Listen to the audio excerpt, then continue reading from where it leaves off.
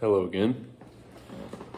Back talking about the Odyssey today. Where we left off in the last one, I was wrapping up talking about the Cyclops, Polyphemus, and discussing a little bit of the sort of hidden meaning, the sort of metaphorical meaning of the Odyssey.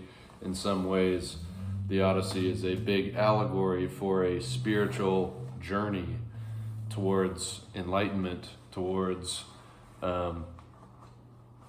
connecting with the demiurge in platonic language. In Christian language, God, okay, Yahweh, Jesus, God the Father.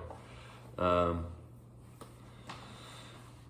course, the demiurge would be more like Yahweh, but yeah, specifically Yahweh, because then this sort of Platonist tradition gets transformed into Gnosticism, into this more like Gnostic route where God in the Old Testament is the demiurge, so he's the creator God, which is sort of, so in Platonic language, if you guys know about this, the forms, right? The ideas, the idios, the forms of things, of everything on earth, those are the things that are being, the perfect form of things, like tables, chairs, cups, horses, beer cans, not beer cans, trees, all this stuff has imperfect instantiations here on earth. But we live in a state of becoming, all right? As you can probably tell, if you look on my channel and you scroll way down, you'll see that this is true. I have become something different. My hair's gotten a lot longer than it once was when I started the channel, and I need to get a haircut at some point. So I started off with short hair and I became what I am now, a guy who needs a haircut. Same with everything else. So if things are constantly changing and shifting and becoming, how are we ever going to really know about the thing in itself, the essence of the thing? The forms are the essence of the thing. The form of beauty, the form of truth, the form of virtue, the form of piety. It's whatever makes those things the things that they are. Every instantiation of piety, every instantiation of justice has, or let's just go with justice, every instantiation of justice has this thing, and only instantiations of justice have it. So every version of justice and only version of justice has this essential quality. I'm saying this very poorly. So there's the forms of things, of all these, of everything, right? Literally anything you can think of. Numbers, houses, grass, all this stuff. This exists in us, ourselves, the soul, right? Plato, it's unclear whether he really thinks this, but it's an idea he throws out there. The soul existed and has always existed because it's an immaterial, eternal thing. So it used to be up in the realm of the forms, and it used to know all this stuff about the world. And then when your soul went to go be down here in our bodies, in this imperfect world of becoming, we drank the water of forgetfulness and forgot all the things that we once knew. So anything that we find out about, anything that we learn about here on earth is but recollection. All knowledge is but recollection. That's the sort of Platonic thought anyway. So you have all these forms, but then the creation of the world is through, all these things exist, but then the demiurge, the builder, the craftsman,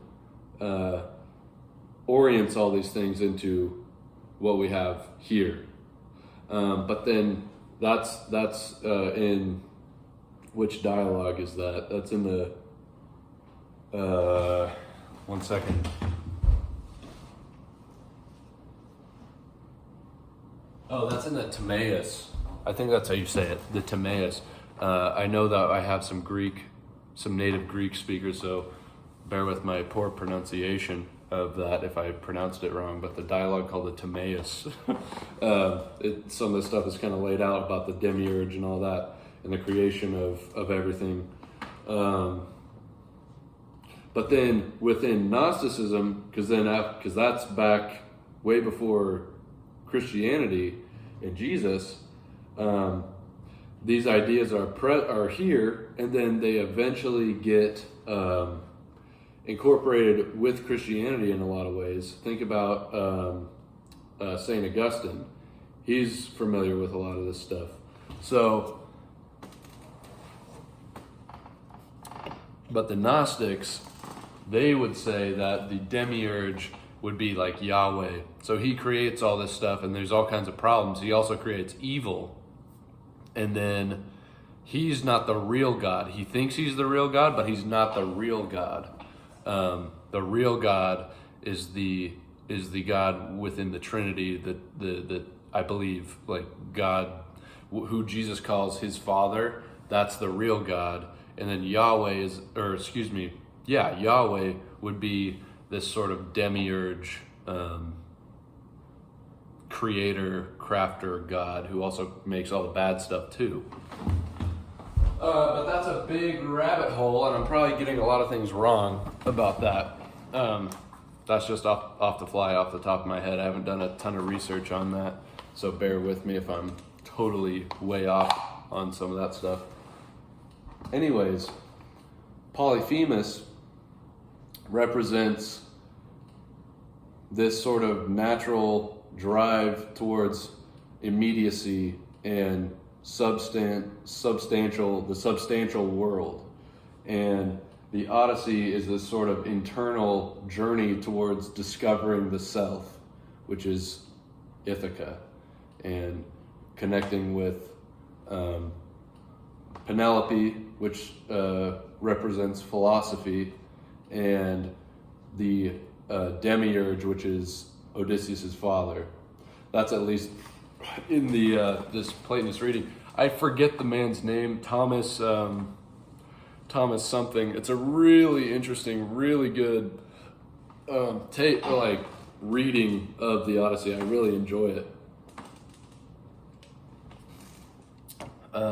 But either way, even if you don't read it like that, it still can represent, if you want to disconnect it from all that weird Platonist stuff, same diff, you know. It's still an internal journey to sort of become whole in oneself, you know. So he has to blind his baser nature, which would be Polyphemus, and that's the sort of rudimentary. Doesn't respect the gods, doesn't have community, doesn't have they don't have politics. They just kind of eat, sleep, and have sex, and that's it. And they don't care about seeking knowledge. They don't have, they don't build ships, so they don't explore, they don't do anything. Very much unlike Odysseus. So from there, once he's done with that, they're going to sail off. They're going to sail on to Lestrygonian. I believe that's how you say it. And they're going to meet the Lestrygonians. And these guys, well, actually, before they go there, they go and they meet this guy, Aeolus. I think that's the man's name, Aeolus. And he has he's on this island, and he has 6 sons and 6 daughters. And the 6 sons marry the 6 daughters. So he has a son that marries one of these daughters, and you get it. You get how that works. Kind of a weird detail. I'm not sure why that's there. But this guy has been gifted by Poseidon, or somebody, I can't remember who, the ability to control wind, okay? To control the winds. So he's just got it. He's on an island. He's like, yeah, I just basically am the boss of the controller of the winds here.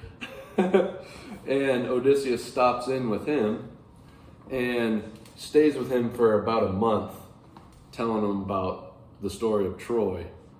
And so he's hanging out for about a month.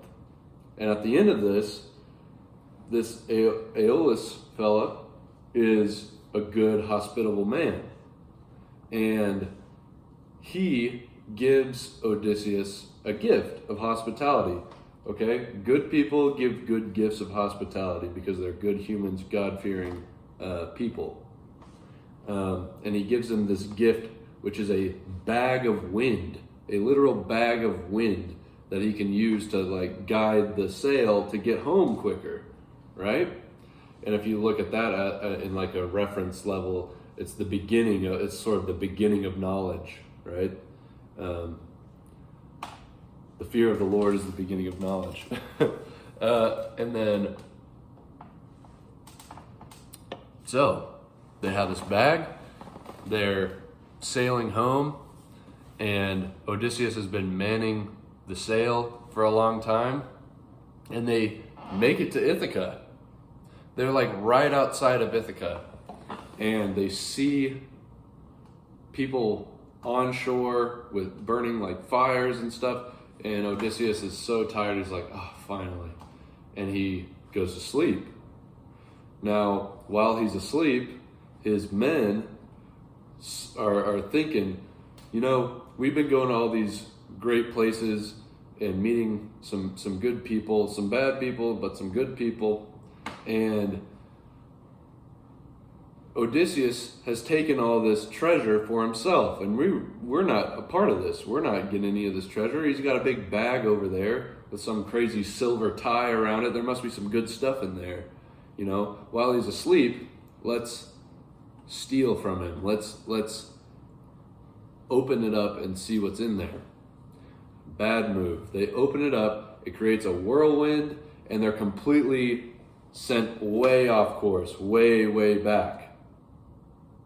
And when Odysseus wakes up, he realizes what's happened, and he says that it takes everything within him not to just jump overboard and kill himself, essentially. Okay, he's so disappointed because the end was in sight, but the things of this world interrupted him on his journey towards the end, his journey towards himself. Things got in the way. His men got in the way. And he stops back in with Aeolus, and he's like, hey man, he walks in and his head's hanging low. He walks in, Aeolus is at dinner with his family, and he sees Odysseus like, the hell are you doing here? Like, this is a disgrace. This is bad that you're back here because I gave you everything you needed to get home, and you're back here again. Why have you done this? And Odysseus says, look, we were diverted by some buffoonery, okay? My men were being real villains. They're being knavish blackguards, and they that's all he says, you know. I'm paraphrasing, of course. And so Aeolus says, look, if you're back here, that must mean that you're cursed by the gods. I want you out of here. Get out now. So embarrassing. You have to think of the embarrassment of returning back and asking for more hospitality. That's really embarrassing. It's like, you got the hookup, you made friends with this guy, and then it's almost like you immediately sort of betrayed him. And it's an extreme disappointment. I mean, think about how disappointing that would be. I mean, you've been gone for what? You've been gone for 10 years, and you've already had a somewhat difficult journey back home, seen some crazy stuff, and you're right about to get home, and nope, you got to keep wandering. Big disappointment.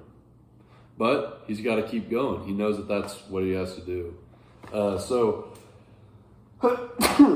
Oh, thank you.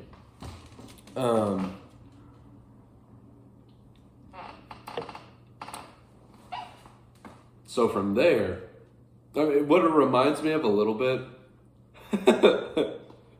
this may be jabbing the knife in some of you guys.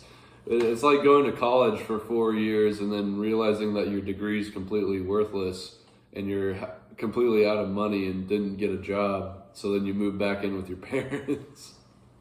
And your parents, oh man, I'm sorry if that's you. If it is, don't kill yourself. Don't jump overboard. All right, you gotta keep sailing. Keep looking for Ithaca, man. But it goes for any disappointment, obviously. So from there, they sail to Lestrygonian. I believe that's the island, and the land of the Lestrygonians. And they land on shore, and Odysseus is curious to see about what kind of people are there. So he sends a scouting group out to go check it out, and they meet this young girl, and they say, "Who are you?" And she says, "Oh, well, I'm the son of this great king." I forget the guy's name. He lives in the city just up the stream. Okay, sort of reminiscent of what is gonna end up happening in book. What is it? Book 7, when Odysseus washes up on shore of Phaeacia and talks to Alcinous. I call him Alcinous. I've heard it pronounced differently. Alcinous. I'm not sure how you say it, but you know who I'm talking about. The Lestrygonian or the Phaeacian king. So sounds kind of familiar. It's like he talks to them, talks to the daughter. The daughter brings him back to the city. Well, this happens with Odysseus's men. They're led up, and they say that they walk into this place, and they're greeted with a woman like a mountain. She's massive. These are giants, okay? And she calls in the king. He's also a giant. These are all like, I guess, apparently the daughter must have been like a very small child because she was normal size, presumably. It doesn't, at least in what I've been able to tell, this daughter is not described as being a giant. But the rest of the people are. So this king comes out and makes these dudes into his dinner. Okay, is what it says. He takes them and eats them, just like the Cyclops did. So, no bueno. They hightail it back to the ships, and they're followed by the rest of the Lystryg. Like a bunch of these giants are chasing them to the shores. And to this point, Odysseus has been sailing with multiple ships. So he's got his ship, and multiple other of his men are following along with him. And it says that the rest of the men not on his ship are killed in this engagement, in this encounter. But he gets out. So they're pretty bummed out about that. But the next place they go to is Circe's palace. So they land on the island that Circe's on. I should really be writing these island names down. I can't remember the island name, I'm sorry. It means something too. It's like I forget what the island, there's an interesting meaning to the name of the island. I forget, I'm sorry. If I remember in the next video, I'll bring it up. But Circe. So they land on shore, and they're kind of camping out. They're making food. They haven't made food yet. But they sleep, they get some rest, and then in the morning, when Rosy Finger Dawn combs her hair, they get up, and Odysseus says, "I'm going to go out, guys, and I'm going to go see what's up with this land, see what's around us," because there's presumably a mountain peak of some sort. And so he goes out and he goes scouting a bit. And he says that he climbs up and there's just kind of nothing around. But then he sees a pillar of smoke rising up in the distance. And he says, well, I wonder if these people eat bread. So he's coming back down to where his men are encamped, and he comes across this great elk or a deer or something. I believe it might have been an elk. And lucky for Odysseus, he had brought his sword and his bow with him. He says that he's like, man, God was looking out for me. God sent me this elk. It was perfect because we were hungry. We were real hungry. So he, boom, shoots this elk. The life spirit leaves it. And then he's like, struggles with this massive beast and carries it down. All right, Odysseus is jacked. He's got to be to just do that, you know? All these dudes are jacked. That's why you should get jacked too. That's why you should be able to Zercher 365. All right, if you can't already, it's in case you have to pick up. How much does an elk weigh? It might be more than 365. All right, but it's one thing to Zercher that 365, and it's another thing to sling it over your back and carry it down to the boys to cut it up. Ooh. But anyways, he brings it down, and the men, he's like, guys, forget all your troubles. Let's have some nice dinner. And they're so happy because they get to eat. I mean, it's incredible too. I love just the way that Homer lays this stuff out. It's like they were so happy to be able to eat this. Like it was an amazing thing because they're so used to like being in the shit, you know, and just something like that. And I can relate to this when you're working in harsh climates, like in the winter. You'll be surprised, like, for me, working outside in the winter, everything hurts. It's a struggle, like, all day. But then you have some days where you're working in, like, this sort of corner of a house, and the sun peeks out.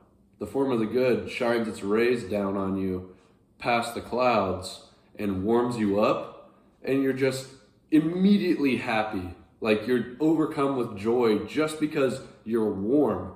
Like, it's incredible. So I can relate to that kind of feeling in a way. So they feast, they eat, they drink, and have a good time. But then Odysseus says, look, guys, we got to head out. We got to... I saw signs of people, and I'd really like to know whether they eat bread. There's a line, I want to find it here, what he says. He says, shipmates, companions in disastrous time, oh my dear friends, where dawn lies in the west, and where the great sun light of men may go under the earth by night, and where he rises, of these things we know nothing. Do we know any least thing to serve us now? I wonder. All that I saw when I went up the rock was one more island in the boundless main, a low landscape covered with wood and scrub, and puffs of smoke ascending in mid-forest.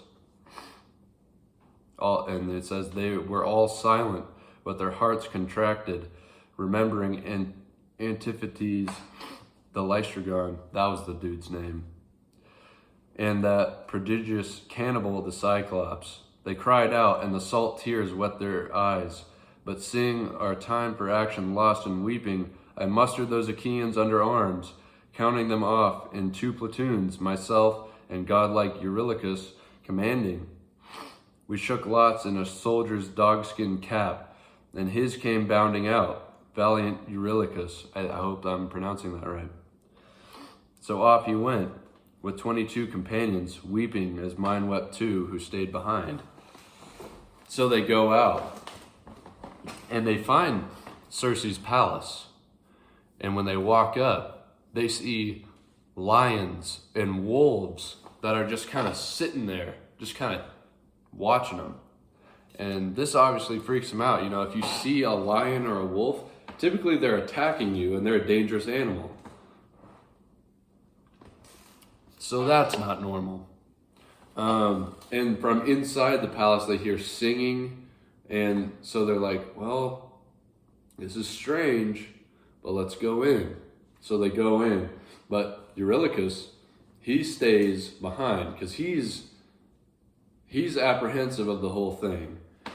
He's a little bit, he's like, I'm not so sure. And so he lets the men go in. Now Circe says, oh, come in and let me get you some food and some drink. And they're like, whoa, yeah, this is great. A beautiful woman is giving us food and drink. Yeah, this is awesome. So they sit down and Circe gives them some food, but the drink, the wine, she mixes in a little bit of potion in it. And once they've eaten and drank, she takes out her wand. She's a witchy woman, and she casts a spell on them and turns them to pigs. It says that they grow into these sort of beasts, these pigs, but with the minds of men. So she's transformed them into less than human, into these beasts, into a bestial form. It brought them low to the state of nature. And Eurylochus sees this, and he's like, oh, hell no, I'm out of here. He heads back and tells Odysseus what's going on. Now Odysseus says, all right, F this, I'm going in. Eurylochus says, no, let's cut our losses, let's get out of here. Like you've already brought us enough trouble, just be out of your curiosity and your will to seek, to strive, to find, and to never yield is effing us over. So let's not do that. Odysseus says, screw you, dude, I'm going. And he goes alone.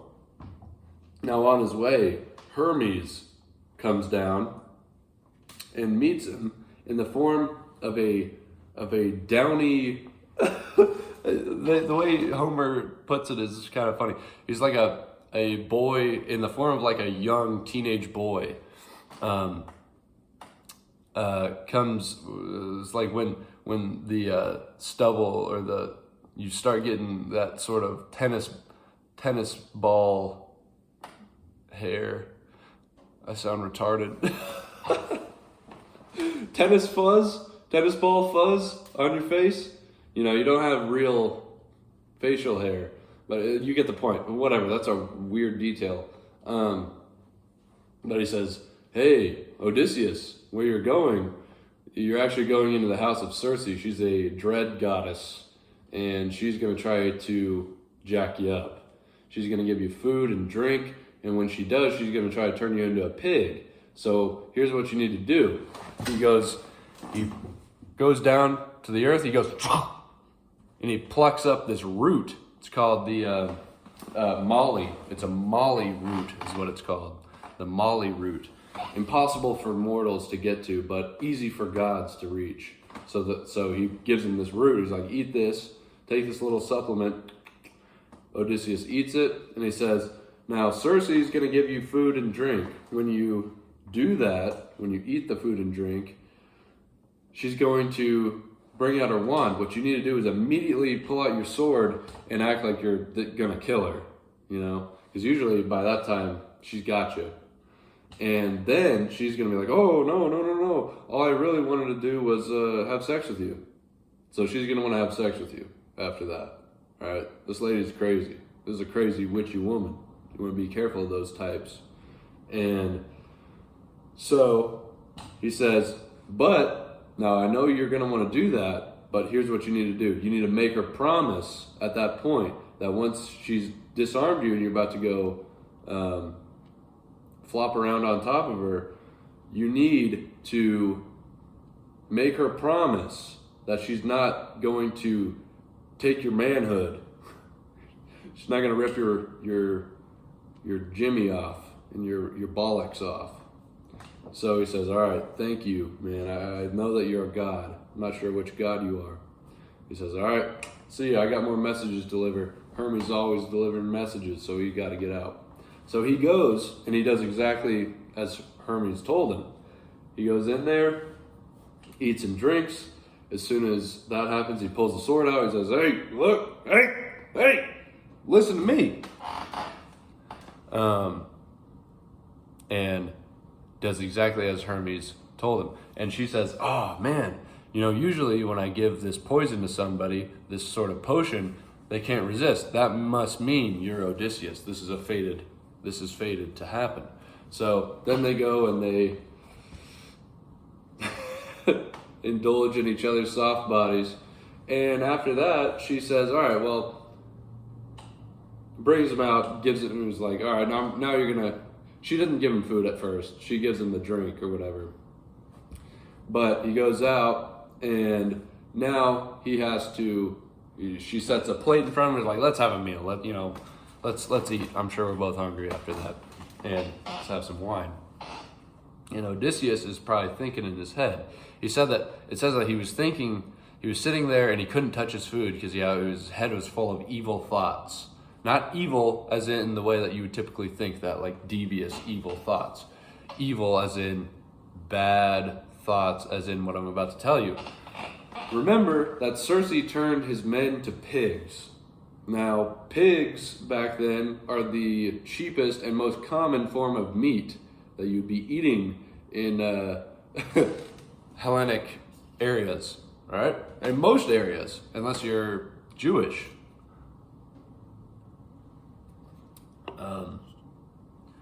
You'd be eating pork. That's a very common, that's what you eat. Cattle are more reserved. Those are more expensive. They're got a lot more meat on them, but it requires a lot of land. These are expensive. Only like higher ups have this. But pigs, you can find them. You can raise them. They eat anything. They're easy to raise. So she turns his men into common meat. Now I have to assume, I'm interpolating here, but I think would assume that this had to have been some of what he's thinking is that, I wonder, I don't know, I haven't seen my men, but they've been turned to pigs, as my buddy told me. I sure hope that she didn't chop them up and put them in food and is trying to turn me into a cannibal now, because we just dealt with cannibals, remember? So now we are dealing with this different thing, so maybe she's trying to turn me into a cannibal now. Okay, that's my theory. I don't know if that's anywhere close to being true, but he says, I'm not going to eat until, he says, "Oh, Calypso, how can a man eat unless he's seen his companions return to him?" And she says, "You're right." She gets up and turns them back into men, and she actually makes them more handsome and taller, which is awesome. All right, so it worked out, win-win for them. So he goes back to shore to tell the rest of the boys that stayed behind, like, "Hey, it's all cool. Like, bring the ship in. Like, bring it in. We're going. This place is actually awesome." And Eurylochus is like, "Hell no, I'm not trusting you. I am not going up there. I do not trust you. I'm tired of your crap, Odysseus. You're constantly getting us into trouble." And Odysseus, he's about to like just get rid of this guy. I mean, he didn't have a gun. He had a sword. You get the point. I was about to go grab something, a stand-in for a sword. Just imagine, though, I have a sword. And he's about to just whip this dude's head off, but he's like, "Nah, it's not right." He says, "All right, you can stay." Even though he was like, it mentions he was like so pissed at this dude, this doubting Thomas, that he was about to whip out his sword and kill him, even though he's like kind of related to him through marriage or something. Like, he was mad, okay? But he said, see, this is where he has self-control, unlike Achilles, who would probably have just done that unless Athena happened to be around to stop him. But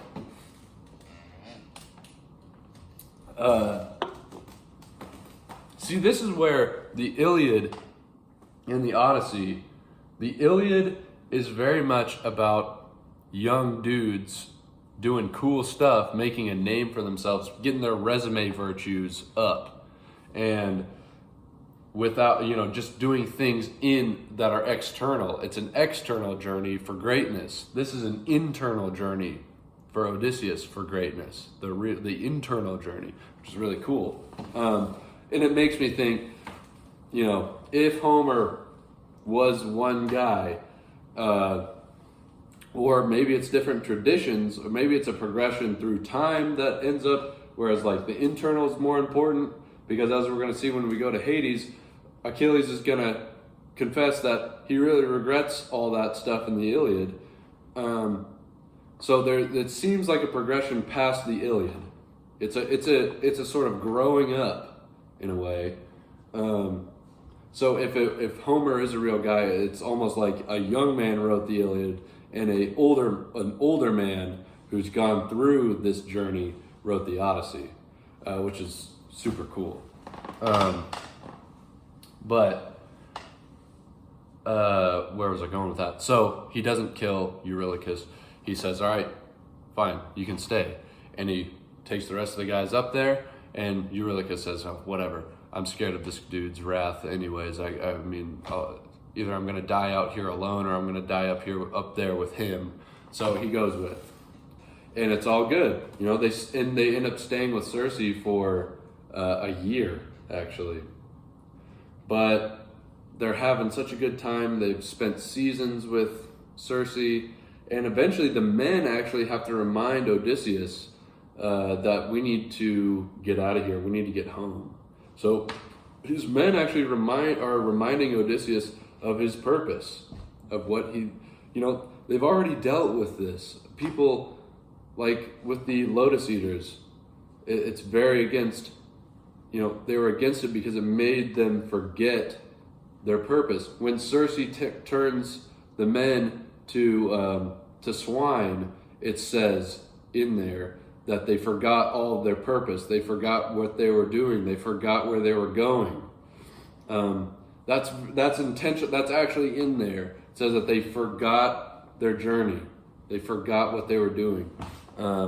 Even though they still had their right minds, they just happened to be in pig bodies. But it says specifically they forgot their purpose. So that's a bad deal. Odysseus, every time he starts getting some play with some goddesses, I mean, it has to be easy to forget what you're doing, your purpose. Take your eyes off of God. Take your eyes off of your purpose. And this happens twice, all right? This one, all right, because you got to remember, not in the way that you're reading the Odyssey, because with the way you read it, you're going to hear about Calypso first. Calypso is after Circe. Circe is first. So Circe, they stay with Circe for a year. Odysseus is indulging in her soft body for a year, but his men are there to tell him he's got to get out of it. When he's alone, he ends up getting stuck with Calypso, and yeah, he's crying. He knows that he's like turned his face on his purpose, on what he has to do, and he can't stand himself for that in a way. He really hates it. He really hates that. He really hates having a immortal goddess as a girlfriend that would make him immortal. All right, so you can see why it would be a challenge. He stays there for 6 years, okay? But he stays with Circe for a year and ends up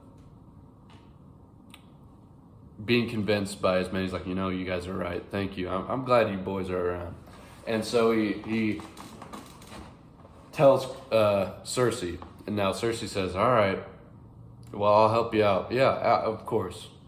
But unfortunately, you're not going to go straight home. First, you got to go down to the realm of the dead and talk to the blind seer Tiresias. Anybody who's been watching my channel for a little while will know that, unless you obviously know about this stuff, if you know about ancient Greek culture, you know who the blind seer Tiresias is. But he's gonna be in a lot of the later Golden Age Athenian tragedies, and he's gonna pop up. He's in the Bacchae. He's in Oedipus. he's in a lot of big ones, and he's the oracle. He's always got something good to say that's going to move the plot forward, or who's going to move fate forward in a way.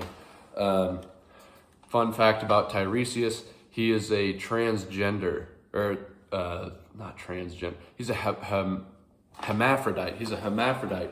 He was actually turned into a woman for a number of years to see what being a woman was like, and then turned back into a man. So he starts as a man, gets turned into a woman, lives as a woman for a couple of years, gets turned back into a man, and then he says, women like sex way more than men do. But regardless, he has a finger on both masculinity and femininity, which is kind of interesting.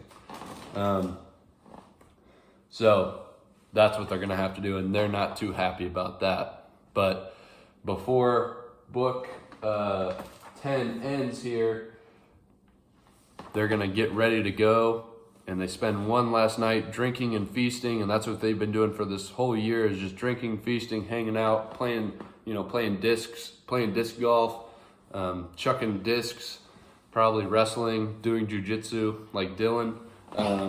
Shout out Dylan Seckler. They're doing, dang it, dude, I can't remember the name of the word. Starts with a K. Anyways, but when they're about to head out, a guy was sleeping on the roof for some reason, and when he wakes up, when Rosy Fingered Dawn combs her hair, he wakes up and he realizes, oh crap, I gotta go, and he misses the long ladder. He says it's the long ladder down. He misses the long ladder down, and he just falls and just breaks his neck. His neck bones, it says, popped out of place, and he's dead, and his soul went down to the realm of the dead in Hades. So that's pretty jacked up. But we're going to see him in book 11. So that's book 10. Yeah, that's enough for now. Goodbye.